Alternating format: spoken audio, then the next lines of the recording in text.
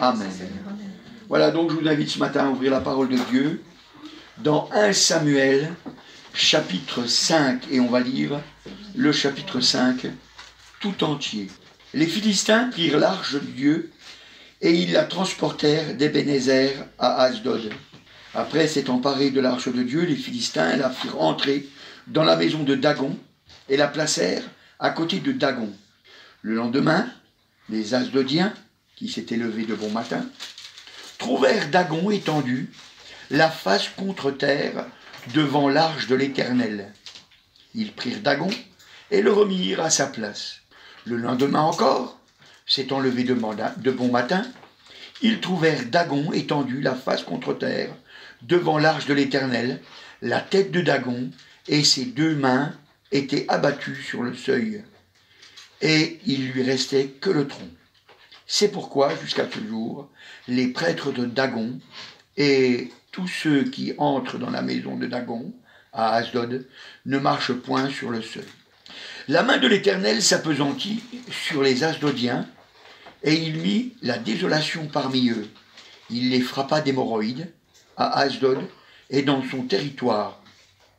Voyant qu'il en était ainsi, les gens d'Asdod dirent : l'arche de Dieu d'Israël ne restera pas chez nous, car il appesantit sa main sur nous et sur Dagon notre Dieu. Et ils cherchèrent à assembler auprès d'eux tous les princes des Philistins, et ils dirent : que ferons-nous de l'arche de Dieu d'Israël ? Les princes répondirent : qu'on la transporte à Gad, l'arche de Dieu d'Israël, et on y transporte l'arche du Dieu d'Israël. Mais après qu'elle eut été transportée, la main de l'Éternel fut sur la ville, et il y eut une très grande contestation. Il frappa les gens de la ville, depuis le plus petit jusqu'au plus grand, et ils eurent une éruption d'hémorroïdes. Alors ils envoyèrent l'arche de Dieu à Écron. Lorsque l'arche de Dieu entra dans Écron, les Écroniens poussèrent des cris en disant : on a transporté chez nous l'arche du Dieu d'Israël pour nous faire mourir, nous et notre peuple.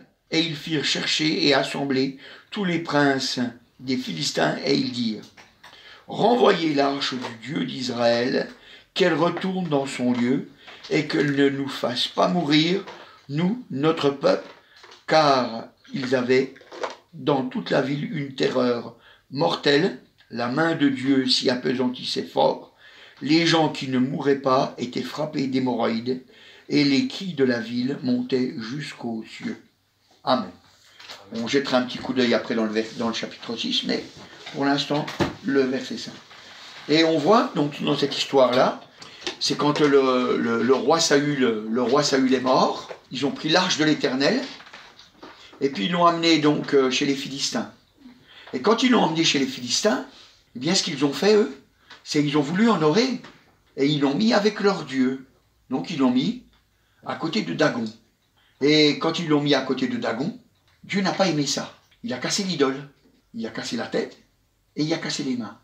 Et il a dit que c'est à partir de ce moment-là que ceux qui font le culte de Dagon, à Asdod, eh bien ils sautent au-dessus du seuil. C'est-à-dire que quand ils ouvrent la porte, hop, ils sautent par-dessus pour ne pas marcher là. C'est une drôle d'histoire, mais c'est une histoire qui a son importance.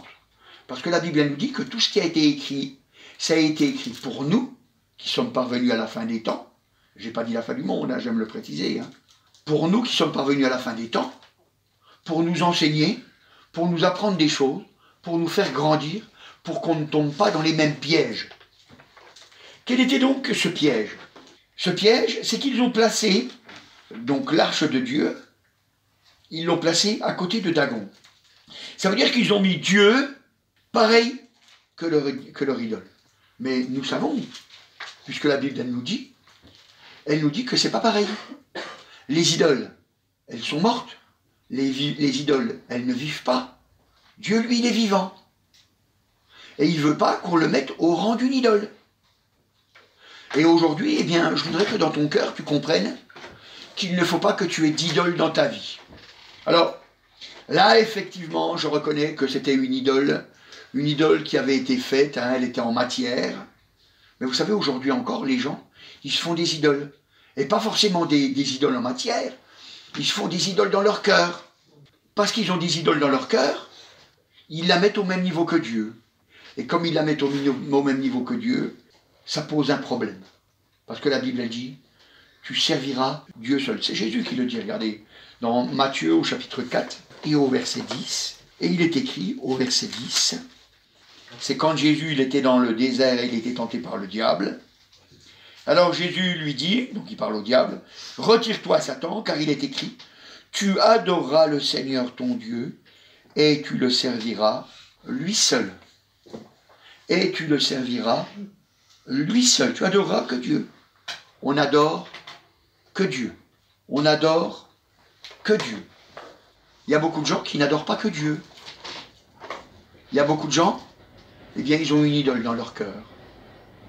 Ils ont une idole dans leur cœur. Et parce qu'ils ont une idole, ils ont une idole dans leur cœur, eh bien, ça peut pas marcher. Ça peut pas marcher. La Bible, elle nous dit dans 1 Timothée au chapitre 6 et au verset 10, « Car l'amour de l'argent est une racine de tous les maux, et quelques-uns, en étant possédés, se sont égarés loin de la foi et se sont jetés eux-mêmes dans bien des tourments. » Alors là, il est parlé de l'argent. Hein. L'amour de l'argent. L'amour de l'argent. La Bible, pour nous donner plus de précision, elle nous dit dans Colossiens au chapitre 3 et au verset 5, « Faites donc mourir ceux qui dans vos membres sont terrestres, la débauche, l'impureté, les passions, les mauvais désirs, la cupidité, c'est l'amour de l'argent, qui est une idolâtrie. » La cupidité, qui est une idolâtrie. Et verset suivant, c'est à cause de ces choses que la colère de Dieu vient sur les fils de la rébellion. La cupidité, l'amour de l'argent. Vous savez, on a vite fait d'avoir l'amour de l'argent. C'est une idolâtrie. Pourquoi on a l'amour de l'argent? C'est parce qu'on n'a pas confiance en Dieu. On ne croit pas qu'à chaque jour, eh bien, il nous donnera ce qu'on a besoin. On ne croit pas que notre Père, il est multimilliardaire et que tout ce qu'on aura besoin, il nous le donnera. Parce que tout lui appartient. L'or, l'argent, les maisons, hein, les pierres, tout, les pierres précieuses, tout lui appartient.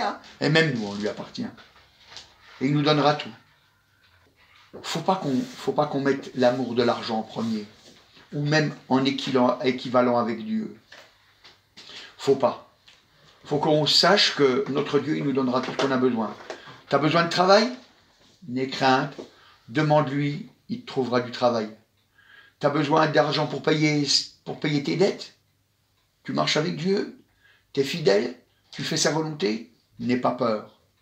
Tu demandes, tu recevras. Rappelez-vous, Pierre, il marchait avec Jésus, et quand ils sont rentrés dans la ville, et puis qu'on leur a demandé, eh, vous ne payez pas les 2 drachmes? Et puis, ils n'avaient pas d'argent. Et puis qu'est-ce qu'il a fait? Le Seigneur, il l'a envoyé, il lui a dit, allez, va à la pêche. Et puis il est allé pêcher un poisson. Et puis quand il a eu un poisson, le premier poisson qu'il a eu, il lui a ouvert la gueule, la bouche, je ne sais pas comment on dit pour les animaux, il a ouvert la bouche, et puis dedans, hop, il y avait un stataire. La somme exacte pour payer tout ce qu'il y avait à payer. Mais Pierre, il marchait avec le Seigneur. Alléluia. Alors mon frère, ma soeur, alléluia. Alors ce matin, je voudrais que dans ton cœur, ce ne soit pas l'amour de l'argent, parce que c'est une idolâtrie. Ça veut dire que tu auras une idole dans ton cœur. Une idole dans ton cœur. Alors, c'est vrai qu'il y a des idoles dans le cœur, mais c'est vrai qu'il existe aussi des idoles, des idoles qu'on voit. Vous allez dans bien des églises, il y a des idoles. Alors bon, moi je dis souvent l'église catholique, parce que on est en France et c'est le catholicisme, la religion dominante. C'est pour ça que je dis l'église catholique, mais vous savez, il n'y a pas que dans l'église catholique. Hein. Vous avez les orthodoxes, vous en avez plein. Vous en avez plein, je ne veux pas tous les nommer, parce qu'il y en a une tripotée de gens qui se disent chrétiens et puis qui ont des idoles. Mais nous, on ne veut pas d'idole. On ne veut pas d'idole, parce que le Seigneur, c'est lui qui nous le dit. Dans Exode, au chapitre 20, et au verset 4, il est écrit au verset 4, « Tu ne te feras point d'image taillée, ni de représentation quelconque des choses qui sont en haut dans les cieux, qui sont en bas sur la terre, qui sont dans les eaux plus bas que la terre. Verset 5. Tu ne te prosterneras point devant elles, et tu ne les serviras point, car moi l'Éternel ton Dieu, je suis un Dieu jaloux, qui punit l'iniquité des pères sur les enfants, jusqu'à la 3e et la 4e génération de ceux qui me haïssent, et qui fait miséricorde jusqu'à 1000 générations à ceux qui m'aiment et qui gardent mes commandements. Alléluia. Mais il dit là, hein, tu ne te feras point d'image taillée, ni de représentation quelconque. Hein, des choses qui sont en haut dans les cieux, qui sont en bas sur la terre et qui sont dans les eaux plus bas que la terre. Et tu ne te prosterneras point devant elles. Hein. On voit qu'on ne doit pas faire de représentation. Alors, vous voyez, j'aimerais mettre un point de clarté à ce passage-là, parce que bon, là ce matin, on n'aurait pas trop le temps d'étudier ce point précis, mais c'est pour ça que je vais juste donner un petit point de clarté. Ne soyez pas comme tous ces gens qui lisent ce verset-là, et puis après qui n'ont même plus un cadre chez eux. Hein, ils n'ont pas un cadre chez eux, hein, comme ici par exemple, hein, vous voyez, moi c'est ce qu'il a fait, ou un petit papillon au mur, ou quelque chose comme ça. Hein, c'est une représentation. Mais ça, c'est pas Dieu. On ne l'adore pas. On ne l'adore pas. Il n'y a pas de malentendu. Il n'y a pas de malentendu. C'est pas quelque chose. C'est pas quelque chose qu'on va adorer. C'est pas quelque chose qu'on va prier. On va pas se mettre devant pour prier. On va pas faire un signe en étant devant. C'est pas pareil. Tandis que là, quand on parle des choses qui sont en haut dans les cieux, hein, on ne fait pas les représentations des anges, on ne fait pas les représentations de Dieu, on ne fait pas les représentations de Jésus, on ne fait pas les représentations de Pierre, on ne fait pas les représentations... Pourquoi? Parce que les gens y prient. Parce que les gens y prient. Et moi, quand j'étais petit, et puis qu'on m'avait envoyé à l'église, hein, j'étais allé à l'église catholique, on m'avait donné un petit médaillon. Et puis dessus... c'était un petit médaillon, il venait de Lourdes, il avait mis un petit peu d'eau dessus, comme on dit, hein, il disait l'avoir béni, puis il me l'avait donné. Et puis moi je l'ai mis autour de mon cou, puis on me disait, bah tu sais, tu peux l'embrasser, hein, et puis prier. Et moi j'étais un enfant, et je l'ai fait. Alors on prenait, et puis on parle. Et la Bible dit qu'il faut pas faire ça. Faut pas faire ça. Donc, il ne faut pas confondre quand vous avez quelqu'un qui a dessiné un paysage, parce qu'il sait bien dessiner, ou même qu'il a dessiné, quelqu'un, un membre de sa famille, ou tout ça, pas de problème. Pas de problème. Hein? Dans votre portefeuille, vous avez une photo de votre cousin, de je ne sais pas qui, de votre mère, même de votre mère qui est morte, hein, tout ça, hein, pas de problème. Si vous priez, en regardant la photo, ça pose un problème. Ça pose un problème. Mais si c'est pas pour prier, ça pose pas de problème. Ça pose pas de problème. Et la Bible, elle nous met en garde. Elle nous met en garde. Parce que on doit servir Dieu seul, ne l'oublions pas. On doit servir Dieu seul. Et elle nous met en garde parce que, vous savez, même l'apôtre Jean,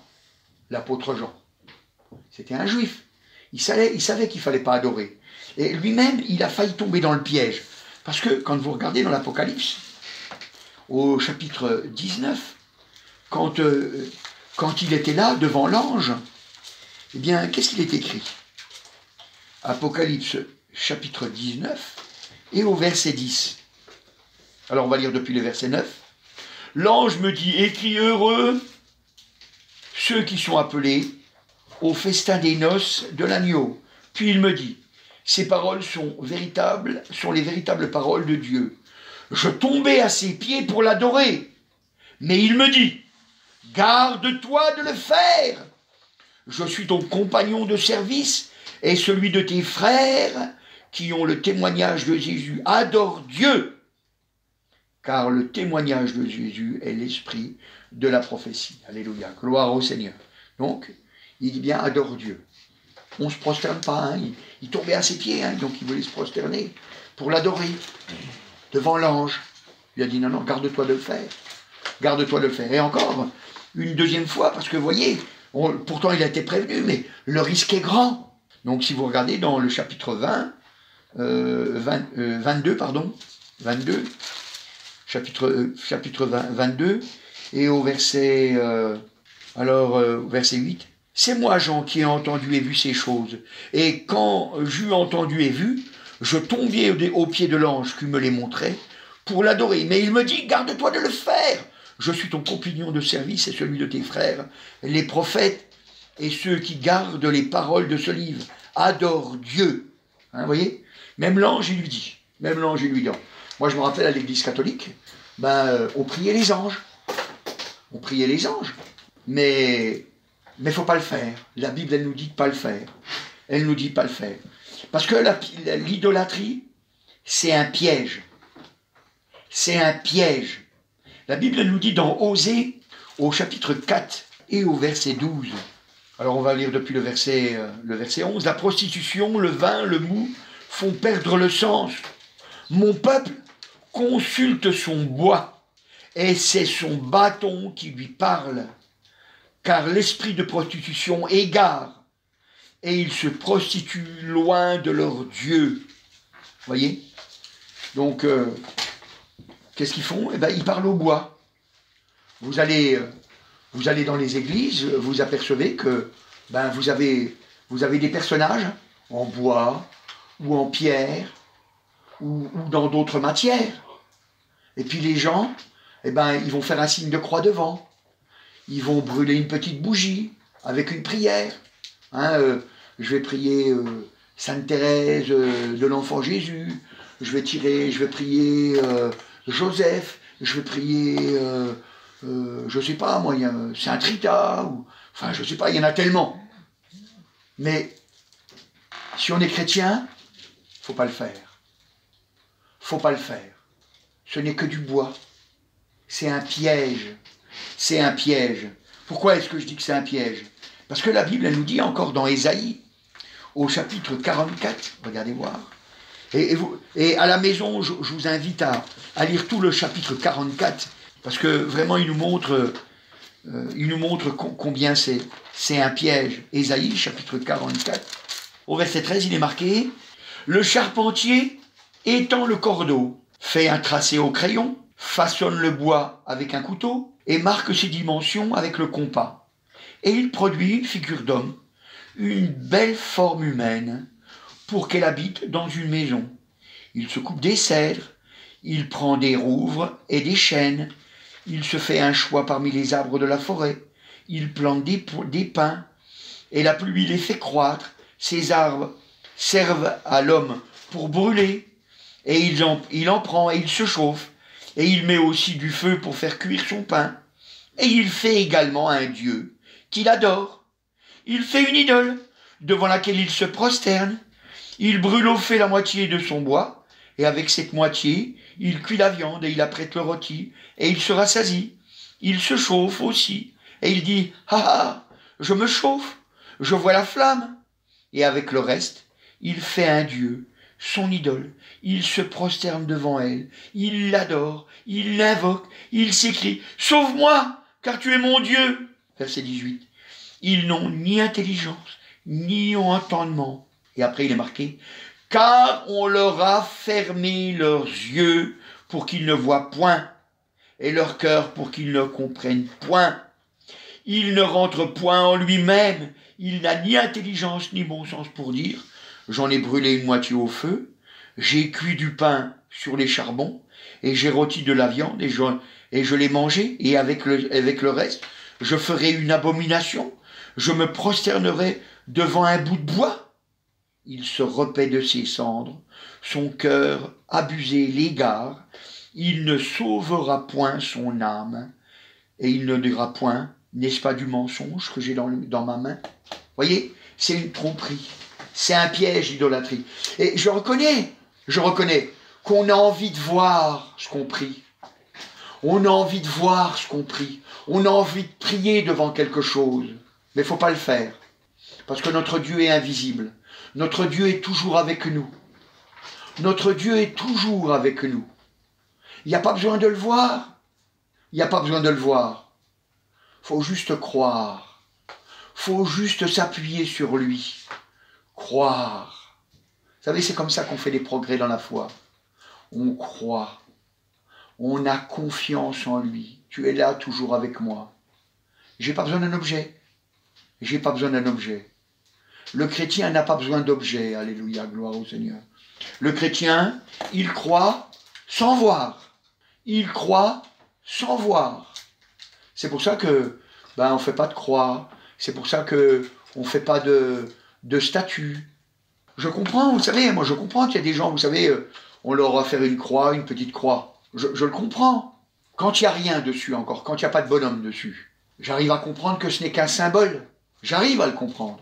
Je le comprends. Mais qu'est-ce que j'ai peur, mon frère, ma sœur, que tu finisses par lui parler à ta croix. C'est pour ça qu'il est préférable de ne pas en avoir. Je sais bien que une croix, c'est qu'une croix. Hein. Faut pas non plus avoir peur parce qu'un couteau et une cuillère, ils se sont mis, vous les avez mis sur la table, ils se sont croisés. Ah, une croix. Non, mais faut pas non plus tomber dans la folie. Hein. Et puis même si vous avez une croix chez vous et puis qu'il n'y a pas de bonhomme dessus, parce qu'il ne faut pas qu'il y ait un bonhomme. Parce que le bonhomme, c'est une idole. Le bonhomme qu'il y a dessus, c'est une idole. Parce que personne ne l'a vu, Jésus. Personne ne peut dire comment il était. Personne. Les seules choses qu'on sait du Seigneur Jésus, c'est on sait qu'il avait une barbe, on sait qu'il avait les cheveux courts, il n'avait pas les cheveux longs, contrairement à comme on nous le représente. Pourquoi? Parce que la Bible a dit que c'est une honte pour l'homme d'avoir les cheveux longs. Donc on sait que si le Seigneur nous enseigne ça, donc ça ne peut pas être comme ça. Mais comme on ne sait pas comment il est, il ne faut pas le représenter. D'ailleurs, si le Seigneur avait voulu qu'on le représente, il aurait voulu qu'on le dessine. Et puis les disciples, ils auraient fait faire des dessins ou des statues. Mais c'est pas arrivé. C'est pas arrivé. Alors, c'est pour ça. Mais la croix toute seule, j'arrive à comprendre que c'est juste un symbole. Mais si jamais tu te mets à prier, ou si jamais elle est tombée par terre, t'as peur, ou si jamais t'as marché dessus, t'as peur que t'as blasphémé, c'est rien du tout. C'est qu'un bout de caillou, ou un bout de fer, ou un bout d'or, ou un bout d'argent, ou un bout de je sais pas quoi. C'est tout. C'est juste un symbole. C'est juste un symbole. Et si jamais on commence à croire que c'est saint, alors c'est une idole. C'est pour ça, mon frère, ma sœur, faut pas. Parce que, vous voyez, quand on a lu ce passage, eh bien, on voit que on est égaré après. Parce qu'on n'arrive même pas à voir que ce n'est que du bois, que c'est que du fer, que ce n'est que de la matière. On n'arrive même pas à le voir. Et il nous précise bien dans ce passage qu'on est perdu. Quand on est idolâtre, on est perdu. On est perdu. On ne va pas aller au ciel. C'est pour ça, mon frère, ma soeur, que je te le dis. Donc, c'est vrai qu'il y a des idoles visibles, mais je le répète, il y a aussi les idoles invisibles qui sont dans ton cœur. Hein, les idoles invisibles qui sont dans ton cœur. Alors, je ne vais pas toutes les donner, parce que vous êtes des grands garçons et des grandes filles, hein, comme je dis. Et vous savez réfléchir. Qu'est-ce que vous mettez avant Dieu ou équivalent à Dieu? C'est un piège. L'idolâtrie est un piège. L'amour de l'argent, hein, donc les statues, tout ça qu'on adore, eh bien, c'est un piège. Et notre esprit, eh bien, il ne se rend plus compte de la vérité. Et à ce moment-là, eh bien, on arrive même à entendre des voix. Et c'est pour ça qu'il est dit, hein, on avait lu tout à l'heure dans Osée, eh bien, au chapitre 4 et au verset 12, il dit, mon peuple consulte son bois, et c'est son bâton qui lui parle. Parce que n'oubliez pas, les démons existent. Et les démons, ce qu'ils veulent, c'est nous conduire en enfer. Parce qu'ils savent qu'ils vont souffrir éternellement, alors ils veulent que nous aussi on souffre éternellement. Alors c'est pour ça qu'ils veulent qu'on tombe dans l'idolâtrie. Parce qu'ils savent que quand on tombe dans l'idolâtrie, eh bien c'est très trompeur. Parce que l'idolâtrie, généralement, eh bien les gens, eh bien, ils cherchent à faire plein de bonnes choses quand ils sont idolâtres. Ils cherchent à faire plein de bonnes choses.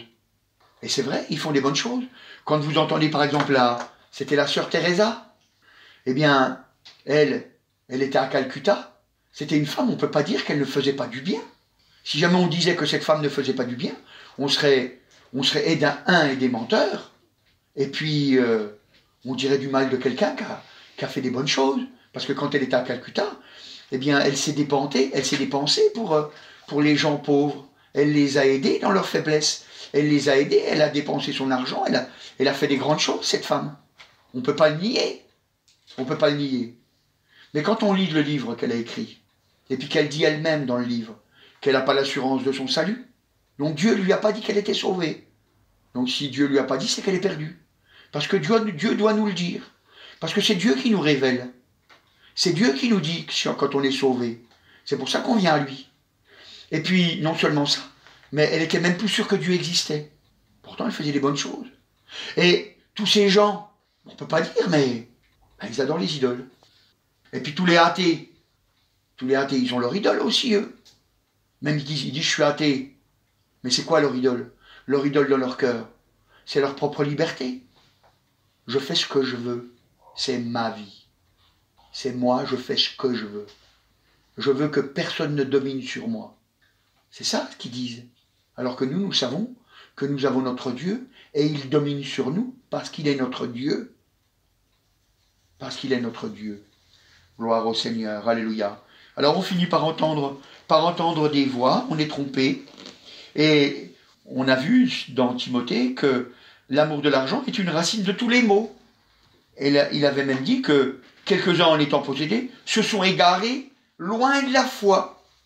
On peut faire beaucoup de choses qui ressemblent à la foi, mais ce n'est pas de la foi. Ils se sont égarés loin de la foi. Et beaucoup de gens se sont égarés de la foi.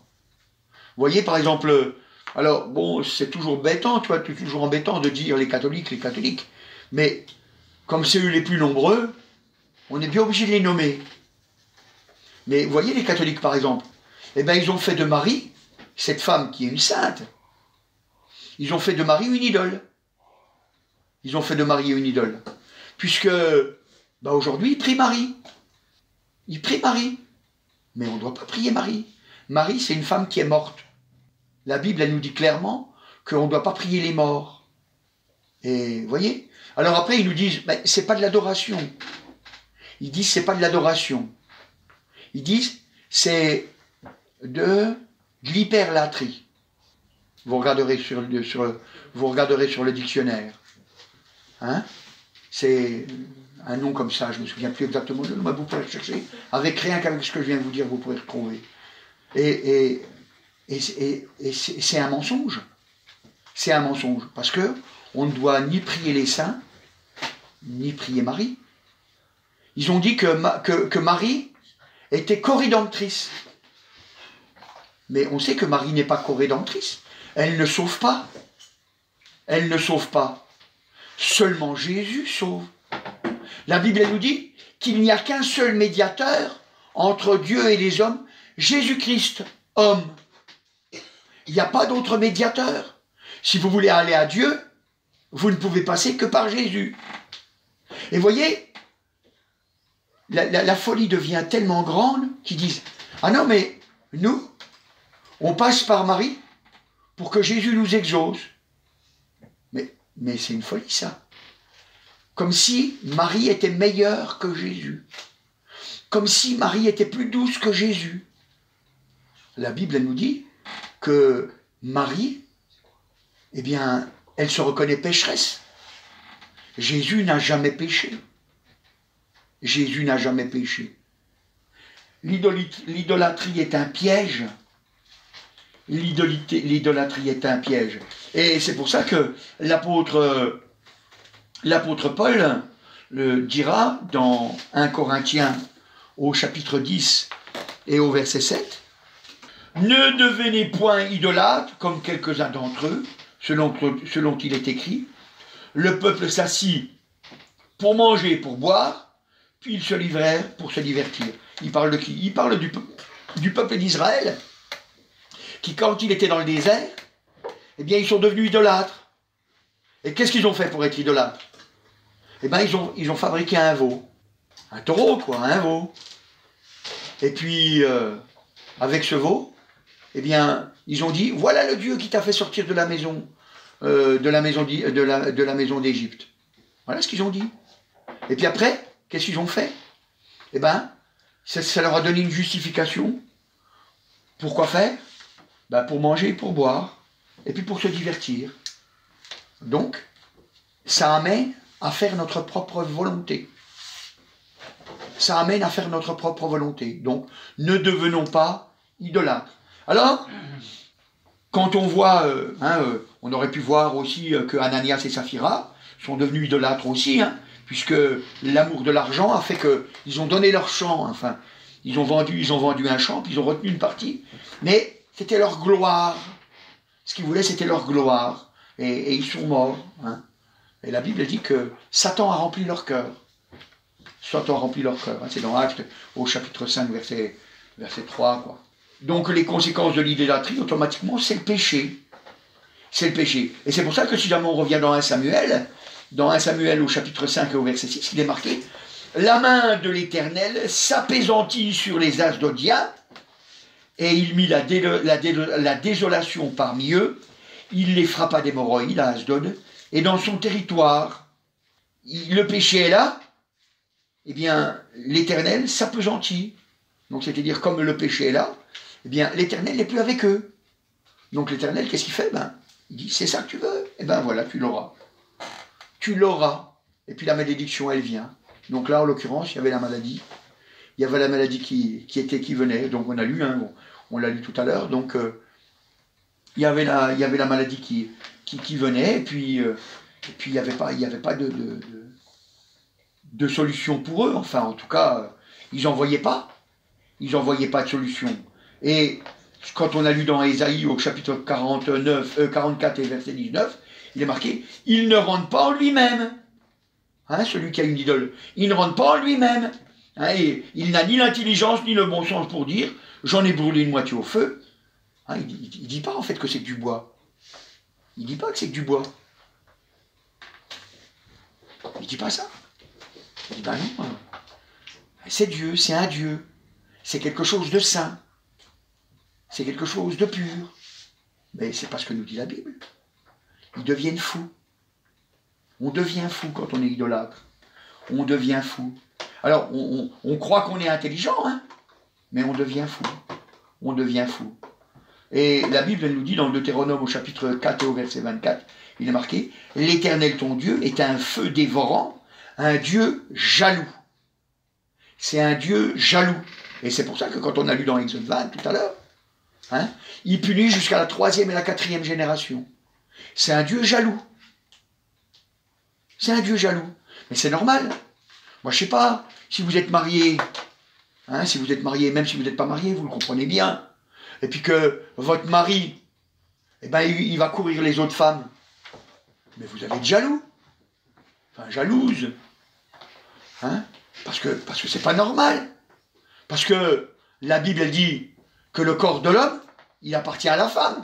Mais il n'appartient pas à la femme du coin. Il appartient à la femme mariée. Donc le corps de l'homme marié, ben, il n'en fait pas ce qu'il en veut. Il n'en fait pas ce qu'il en veut. Il appartient à sa femme. Et pareil, si jamais sa femme, elle court à droite et à gauche, ben, on est jaloux. Et c'est normal, puisque la Bible dit que le corps de la femme, il appartient à l'homme. Donc, c'est normal que Dieu soit jaloux. Nous aussi, on le serait jaloux si on nous trompe. Parce que c'est une tromperie. C'est une tromperie. Et nous devons rentrer en nous-mêmes pour voir si oui ou non on a des idoles dans notre vie. Savoir si oui ou non on a des idoles dans notre cœur. Si oui ou non on a des abominations. Parce que dans Ésaïe 44, 19, à la fin du verset, il est marqué « Et avec le reste, je ferai une abomination. » Donc c'est une abominable. Une abomination, c'est quelque chose qui dégoûte. Ça dégoûte Dieu. Les gens, ils pensent qu'ils lui font plaisir, mais ils ne font pas plaisir du tout. Ça le dégoûte. Ça le dégoûte. C'est pour ça que dans Apocalypse au chapitre 22 et au verset 15, il dit « Dehors les chiens, les enchanteurs, les impudiques, les meurtriers, les idolâtres, et quiconque aime et pratique le mensonge. » Mais les idolâtres, dehors, donc pas dans le ciel, ni les menteurs, tout ça, mais puisqu'on parle d'idolâtrie aujourd'hui, eh ben, on peut pas. C'est pour ça qu'on doit faire comme la Bible, elle nous dit. C'est pour ça que si on regarde dans 1 Samuel au chapitre 6 et au verset 6, c'est quand ils ont voulu se débarrasser de l'arche de Dieu, ils ont voulu s'en débarrasser parce qu'ils étaient malades, mais ils n'ont pas voulu changer. Alors comme ils n'ont pas voulu changer, ils se sont débarrassés de l'arche de Dieu. Et qu'est-ce qu'il est marqué? Donc 1 Samuel chapitre 6 et au verset 6. Donc c'est les prêtres qui disent ça. Ils disent, pourquoi endurciriez-vous votre cœur comme les Égyptiens et Pharaon endurcit leur cœur? N'exercite-t-il pas ses châtiments sur eux? Alors, puis après, voilà, donc on voit que les Égyptiens, ils ont endurci leur cœur. Pourquoi? Parce que les Égyptiens, ils avaient des idoles. Ils avaient des idoles. Ils avaient plein de dieux. Alors, automatiquement, ils ont endurci leur cœur. Puis, les prêtres d'Asdod, ils disent comme ça, ils disent, enfin, les prêtres philistins, ils disent, n'endurcissez pas votre cœur. Qu'est-ce qu'ils ont fait? Alors, dans 1 Samuel au chapitre 6 et au verset 3, alors on va lire depuis le verset 2, alors les Philistins appelèrent les prêtres et les devins et ils dirent, que ferons-nous de l'arche de l'Éternel? Faites-nous connaître de quelle manière nous devons la renvoyer à son lieu. Ils répondirent, si vous renvoyez l'arche de Dieu d'Israël, ne la renvoyez point à vide, mais faites à Dieu un sacrifice de culpabilité. Alors vous guérirez et vous saurez pourquoi sa main ne s'est pas retirée de dessous vous. Un sacrifice de culpabilité. On reconnaît qu'on est coupable. On accepte qu'on est pécheur. On accepte qu'on est pécheur. Ils acceptent qu'ils sont pécheurs. Et vous voyez, nous c'est pareil. Nous, en tant que chrétiens, on doit reconnaître qu'on est des pécheurs. On doit reconnaître. Et seulement Jésus peut nous laver de nos péchés. C'est pour ça que nous allons à Jésus. Seulement à Jésus. Et nous allons au Père. Et nous allons au Père. Nous allons au Père parce que Jésus nous a ouvert la porte. C'est pour ça que nous allons au Père. Mais c'est important. Eux, ils ont compris. Ils ont compris que il faut faire un sacrifice de culpabilité. Nous, notre sacrifice de culpabilité, c'est Jésus. C'est Jésus. C'est pour ça que dans Pierre, dans 2 Pierre, au chapitre 3 et au verset 14, c'est pourquoi, bien-aimés, attendant ces choses, appliquez-vous à être trouvés par lui sans tache et irréprochable dans la paix. Appliquez-vous. Appliquer, ça veut dire qu'il faut faire attention quand on s'applique à écrire bien comme il faut. Hein. Vous savez, les enfants à l'école, on leur dit, il faut que tu écrives entre les lignes. On leur dit, le P, il faut qu'il descende jusqu'à la 2e ligne du bas. Et on doit faire attention pour monter, pour prendre l'habitude. Pour prendre l'habitude de faire les lettres comme on nous dit. On s'applique. Eh bien, nous, on s'applique à obéir. On s'applique à être trouvé devant Dieu. Comment il est écrit? Alors, il est écrit à être trouvé par lui sans tache, avec 0 tache. Pas de tache. Être irrépréhensible dans la paix. Il ne doit pas y avoir quelque chose qui ne va pas chez nous. On doit être sans tache, irrépréhensible. Et ça, on ne peut le faire qu'avec Jésus. Mon frère, ma soeur, tu ne pourras pas y arriver autrement. Ce n'est pas possible autrement. On ne peut y arriver qu'avec Jésus, parce que Jésus seul est mort pour nos péchés. Jésus seul nous a rachetés. Personne d'autre. Ni Mohammed, ni Bouddha, ni Marie, ni les saints, ni les anges, ni qui tu veux. Personne, ni ta propre liberté, ni ta propre volonté. Personne ne peut te racheter. Ce n'est que Jésus. Il n'y a que lui qui nous a rachetés. Gloire au Seigneur. Alléluia. C'est pour ça que Jean nous dit encore dans 1 Jean au chapitre 1 et au verset 7. Verset 7, il dit, mais si nous marchons dans la lumière, comme il est lui-même dans la lumière, nous sommes mutuellement en communion, et le sang de Jésus, son Fils, nous purifie de tout péché. Hein, il dit, si nous marchons dans la lumière, on marche dans la lumière parce qu'on lui apporte tout. Voilà, Seigneur, j'arrive pas à me débarrasser de tel péché, je viens à toi pour que tu m'aides.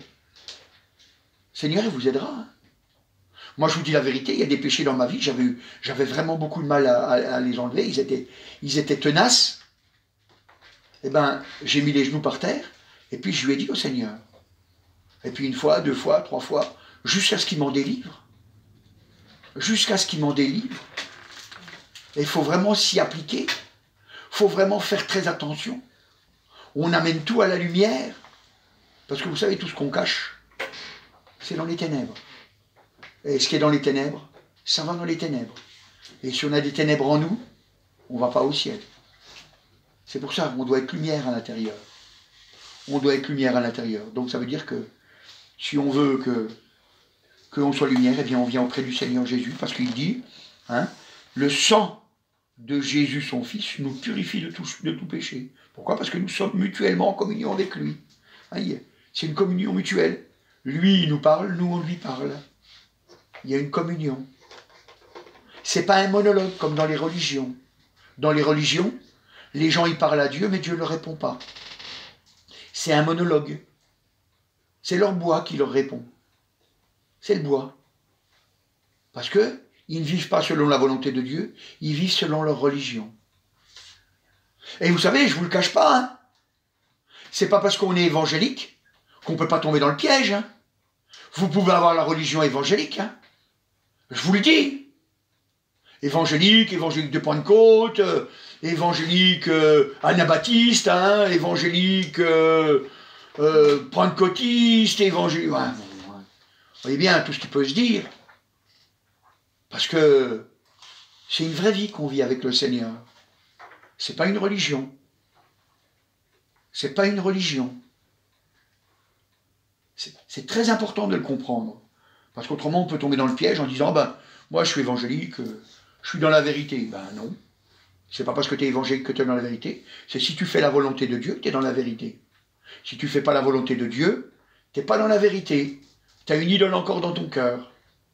Tu as encore une idole dans ton cœur. Elle s'appelle peut-être même évangélique. Je te le dis. Parce qu'il faut que tu le saches. C'est important. Alléluia. Gloire au Seigneur. Alors, il faut qu'on se rappelle qu'on ne doit pas avoir d'idole dans le cœur parce que Dieu seul a la gloire. C'est à Dieu seul qu'appartient la gloire.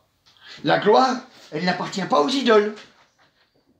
D'ailleurs, il dit qu'il ne donnera pas sa gloire aux idoles. Elle n'est qu'à lui, la gloire. Qu'à lui, à lui seul. À personne d'autre. Et mon frère, ma soeur, il faut que tu en sois convaincu. Il faut que tu en sois convaincu. Parce que on doit donner la gloire à Dieu. Alléluia. Vous voyez, quand on lit dans 1 Samuel au chapitre 6 au verset 5, il est marqué « Faites des figures de vos tumeurs et des figures de vos souris qui ravagent le pays, et donnez gloire au Dieu d'Israël. » Donnez de gloire au Dieu d'Israël. Peut-être cessera-t-il d'appesantir sa main sur vous et sur vos dieux et sur votre pays. Il dit « Donnez gloire à Dieu. » Donc, ils ont compris qu'il fallait donner gloire à Dieu. Mais eux, on voit, si on lit la suite, on voit que, en fait, c'est vrai, ils ont donné gloire à Dieu, mais malgré qu'ils ont donné gloire à Dieu, ils ont continué quand même leurs affaires. Après, ils n'ont pas voulu changer. Ils n'ont pas voulu jeter leurs idoles. Vous voyez par exemple, quand vous regardez par exemple dans la parole de Dieu, et puis que vous regardez Jacob, Israël, Jacob, quand il est sorti de chez Laban, et puis qu'il est revenu pour revenir voir son père, et puis qu'il y a son frère qui est venu à sa rencontre, Ésaü, quand il est venu à sa rencontre, eh bien, il a eu peur, il a eu vraiment très peur. Et là, à ce moment-là, il est venu dans la présence de Dieu. Et quand il s'est mis à part, et il a lutté toute la nuit avec Dieu. Et quand il a eu lutté toute la nuit avec Dieu, eh bien, le lendemain, alors à ce moment-là, il a une conviction dans son cœur. Et quelle est cette conviction? C'est que Dieu allait le bénir. Alors lui, il y a cru. Alors il a changé. Pourquoi je dis il a changé? Parce que qu'est-ce qu'il a fait? Eh bien, il a demandé à tous ceux qui étaient avec lui de prendre leurs idoles, parce qu'ils avaient des idoles, de reprendre leurs idoles, et puis de prendre leurs boucles d'oreilles, et puis ils les ont enterrés sous un térébinthe.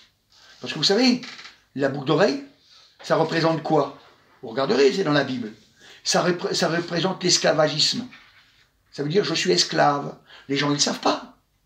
Ils ne savent pas. Les gens, ils le font par habitude.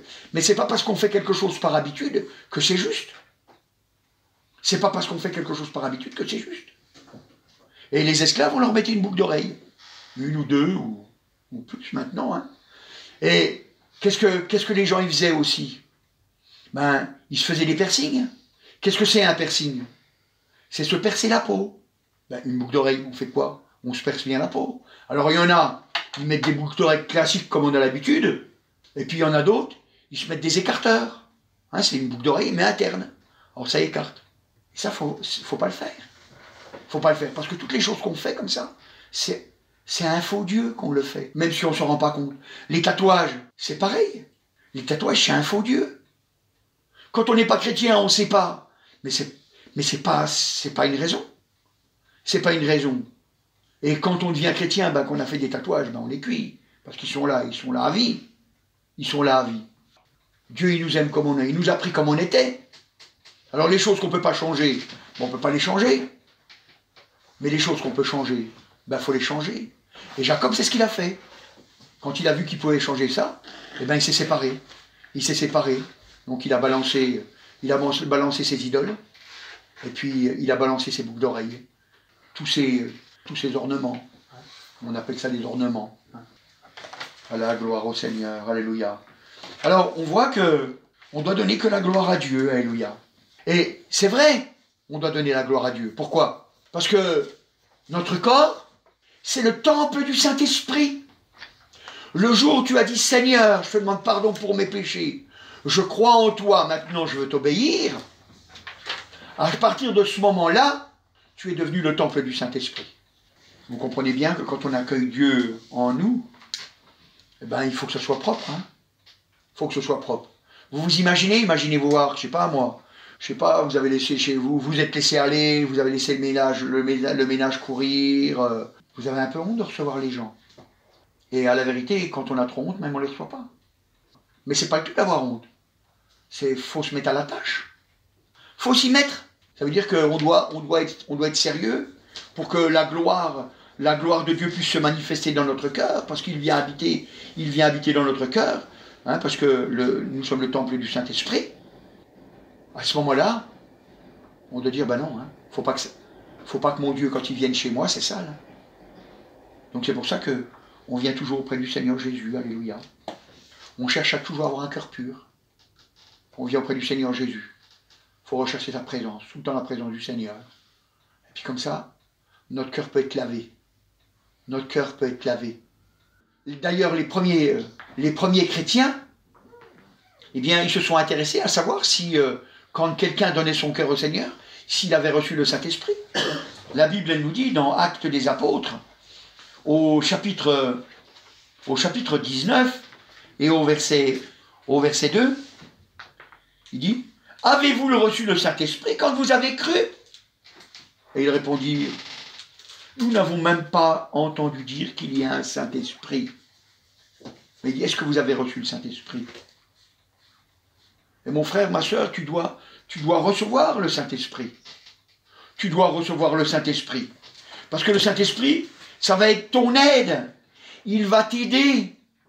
Il va t'aider. La Bible, elle nous dit dans Romains chapitre 8 et au verset 26, il est marqué, « De même aussi l'Esprit nous aide dans notre faiblesse, car nous ne savons pas ce qu'il convient de demander dans nos prières. » Ah, il dit, on ne sait pas ce qu'on doit demander dans nos prières. Et il dit, l'Esprit nous aide dans notre faiblesse. Et comment il fait? Alors il dit, mais l'Esprit lui-même intercède par des soupirs inexprimables.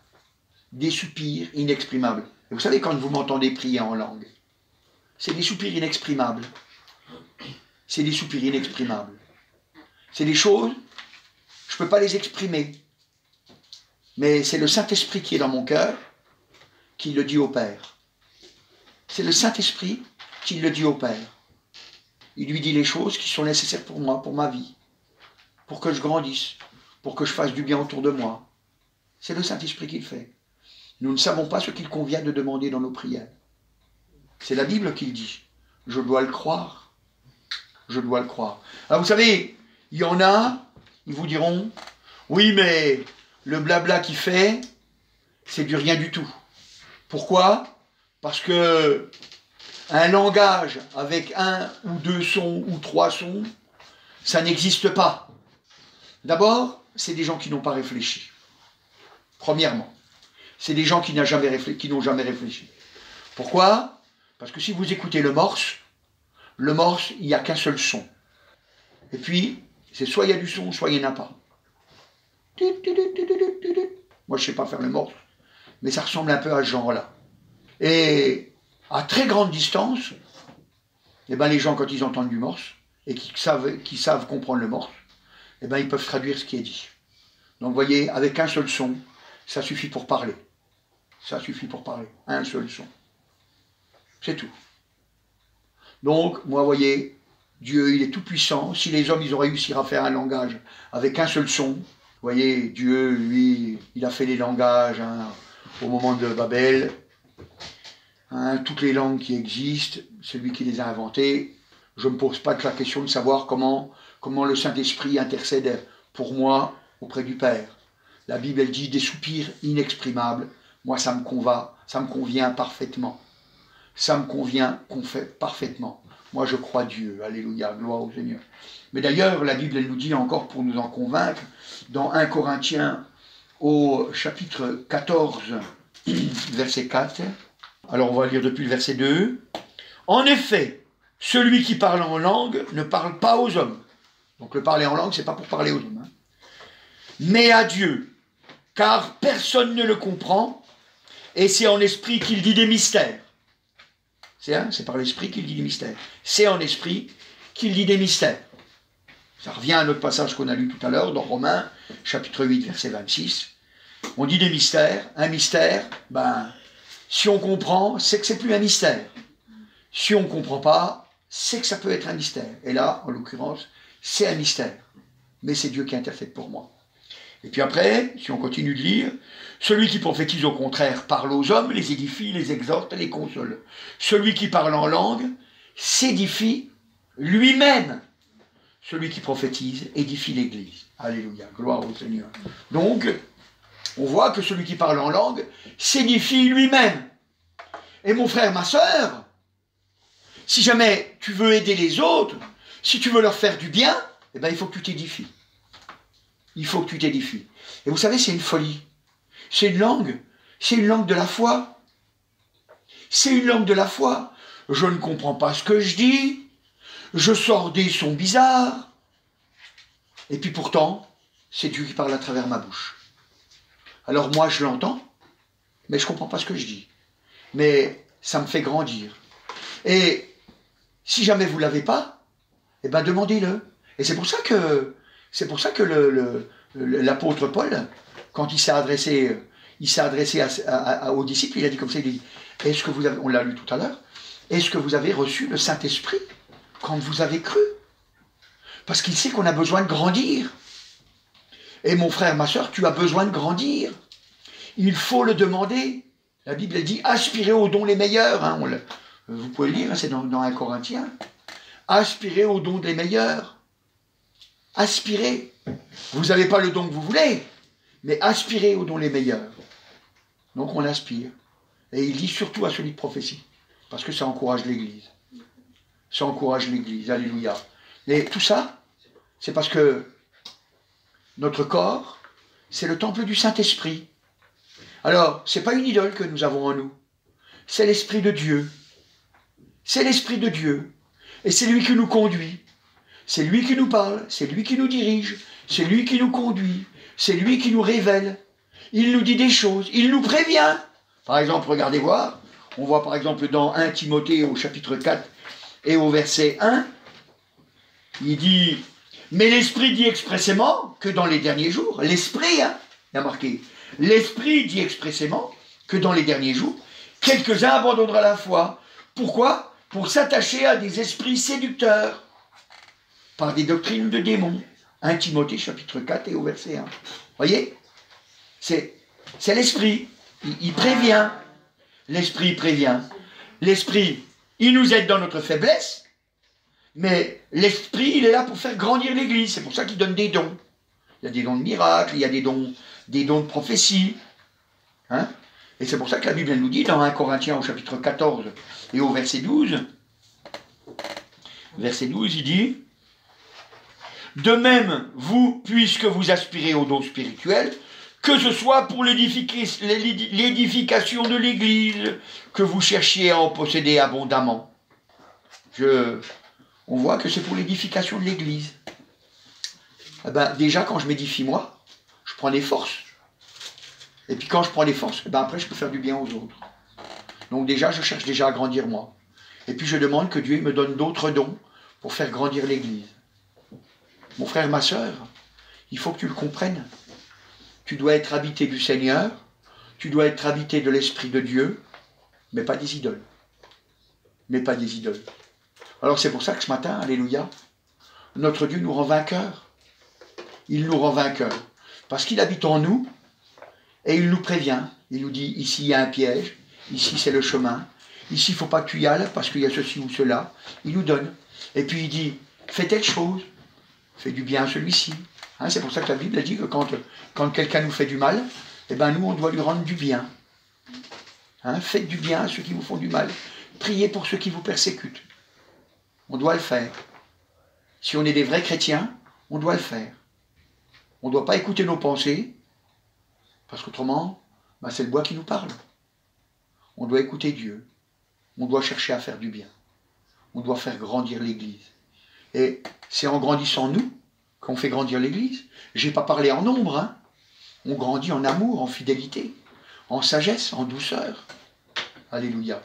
Et Dieu, à ce moment-là, eh bien, il saura nous faire venir des gens à qui on pourra leur apporter la même chose. Et eux, à leur tour, eh bien, ils pourront parler à leur père, à leur mère, à leurs frères, à leurs sœurs, à leur oncle, à leur tante, à ceux qu'ils aiment, et même à ceux qui n'aiment pas. Amen. Je te remercie, agneau de Dieu. Tu es merveilleux, Seigneur. Et c'est toi qui nous délivres, Seigneur. Alléluia.